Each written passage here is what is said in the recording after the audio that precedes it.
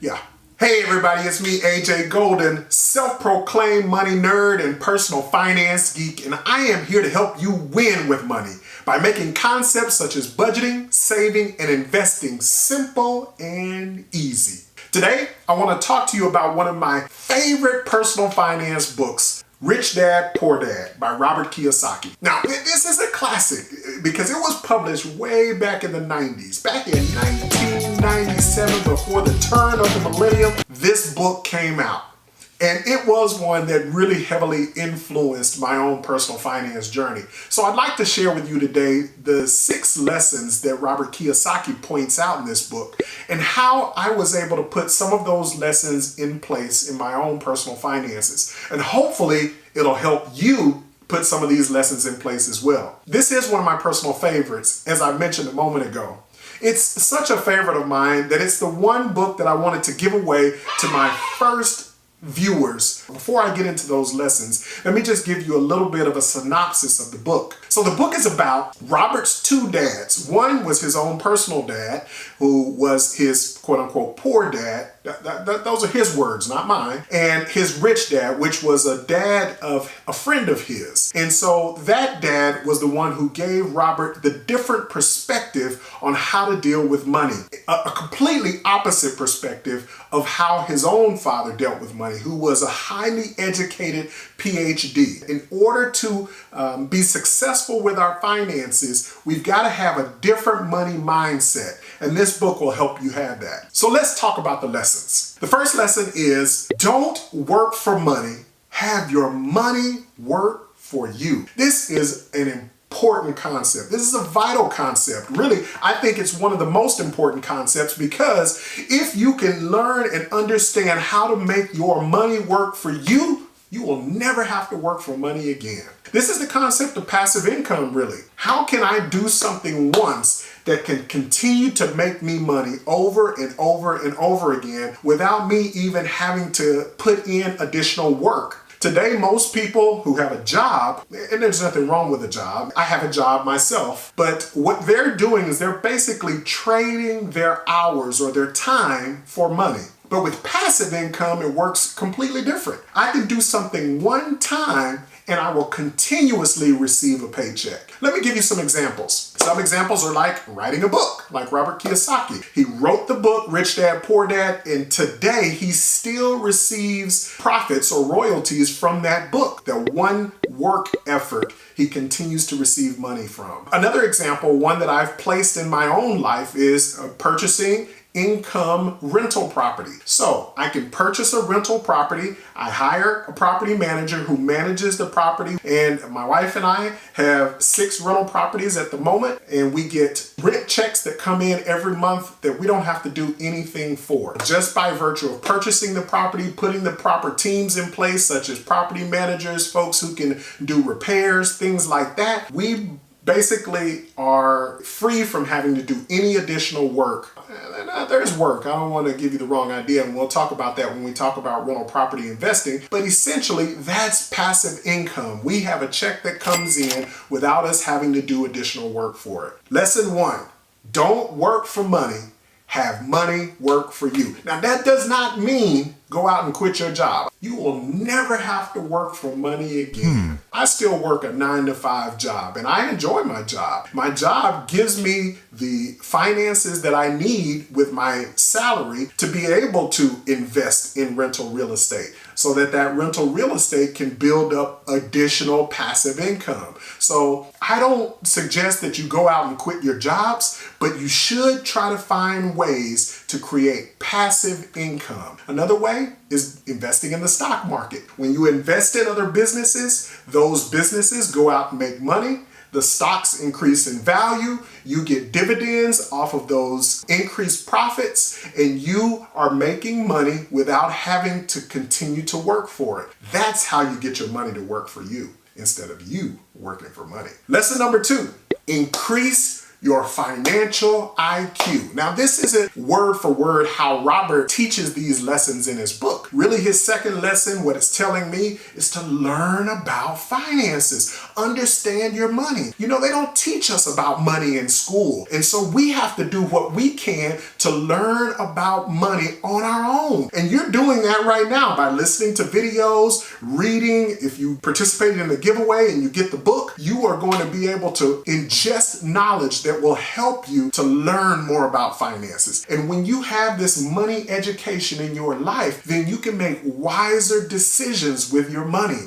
And that's the lesson that I got from his second point in Rich Dad, Poor Dad. The third is mind your own business. Now, I like this lesson because I like business. So I like to understand what it takes to run a business. And so what Robert is saying here is that when you have your own businesses, it gives you flexibility. It gives you the opportunity to grow your income exponentially. And when you can grow your income exponentially, it gives you more income to be able to invest in additional assets so that you're able to continue to build passive wealth. Now, you may be saying, start a business. I don't want a business. I love working wherever you work. But what I'm suggesting is that when you are able to build a business and put things in place that help to structure yourself and your life and your income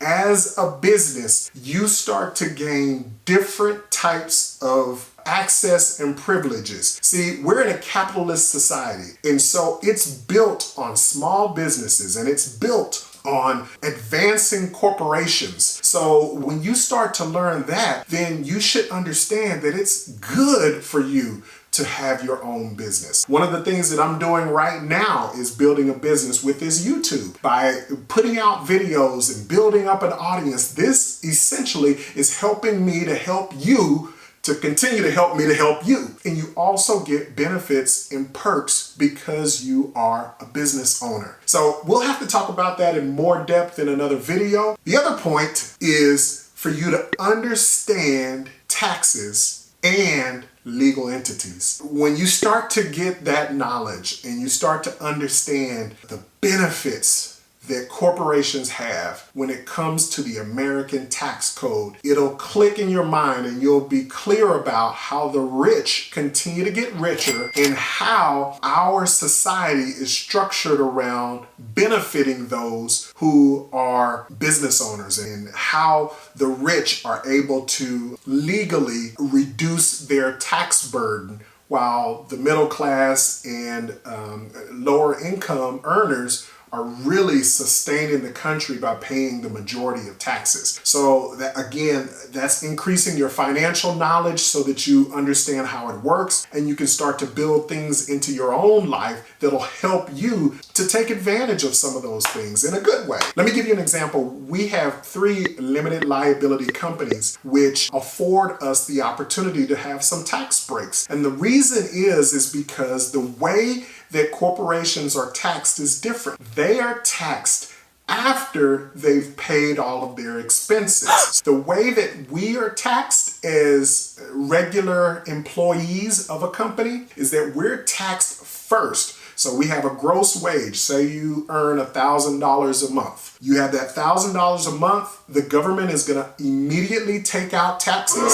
and they're going to send you home with your net pay. You know, my daughter, she learned this kind of the hard way. I tried to explain it to her before she got her first job. They tell you you're going to make $1,000 a month. You're excited. Ooh, $1,000 a month. And then you come home with $734. Really, probably a little bit lower than that. But anyway, you have to understand that your taxes are going to come out before you take that money home. But if you have a corporation, it works differently. The way corporations are taxed is that their income comes in, they are able to pay all of their expenses, and they're taxed on what's remaining after they've paid their expenses. So that's why corporations have smaller tax bills, because they were able to spend anything that they needed to spend before they were actually taxed. Now, of course, I'm oversimplifying it, but I'm just trying to give you a broad understanding. That's his lesson is lesson 4, is understand taxes and how legal entities works. And he breaks it down in his book, Rich Dad, Poor Dad. The 5th lesson is to learn how to invent money. Learn how to invent money, like poof, money comes out of the air like you're a magician. That's what he's saying. He gives great examples in the book. Again, you should get the book, but I'm going to give you an example from my own life. My wife and I, we purchased a house, I think in 2016, I want to say. It was a house in Texas. We purchased it for roughly $100,000. And because we had a mortgage on that house, we only had to put 20% down. And the house needed some repairs. I want to say we ended up putting about $7,000, $7,500 into repairing the house so that it could be rented out. So overall, we were in it about $27,000 for a $100,000 house. So we put a renter in it, we started getting rental income in, but the concept of inventing money is that we purchased that house. About a year later, 2 years later, the house had appreciated in value. So last year in 2019, we were able to sell the house at $157,000, making a $57,000 profit. Of course, we had to pay our realtor and all of the closing costs. But also, over that 2 or 3 year period of time, the tenants had helped to pay down the mortgage balance, so we had a little bit more equity, and we ended up bringing home, I want to say,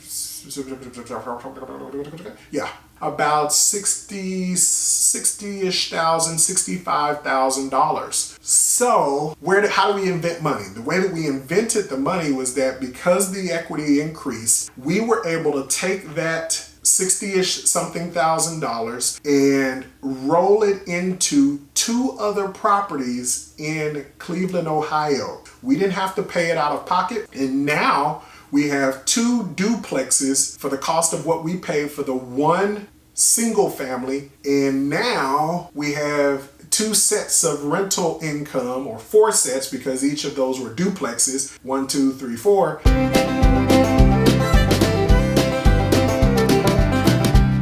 Approximately 10 hours later. And now we have this income coming in from all of these properties. I made myself tired trying to explain that. Anyway, what I'm trying to help you to see is that you can invent money by creating deals. He does a much better job in the book of explaining how to invent money. But in my own perspective, that's a way that we kind of invented some money because we took advantage of the growth that had taken place in that property. Hope that helps. If it doesn't, my daughter will edit all of this out anyway. The last lesson that Robert Kiyosaki discusses in his book, Rich Dad, Poor Dad, is the lesson that you should work to learn. Don't work for money, work to learn. His example he gave in the book was how he took on different jobs because he wanted to learn the skills that each of those jobs presented. I've done something similar in my own life. I wasn't always in the payroll industry. What I would do is I would ask about opportunities within my organization, ask about opportunities within my company. I did everything from administrative professional to I was designing websites at one point, and then I eventually got into the payroll team. I was actually on special projects to redo the company general ledger accounts. I had no accounting degree, no business degree, nothing like that at the time. All I did was I asked for more opportunities. I asked,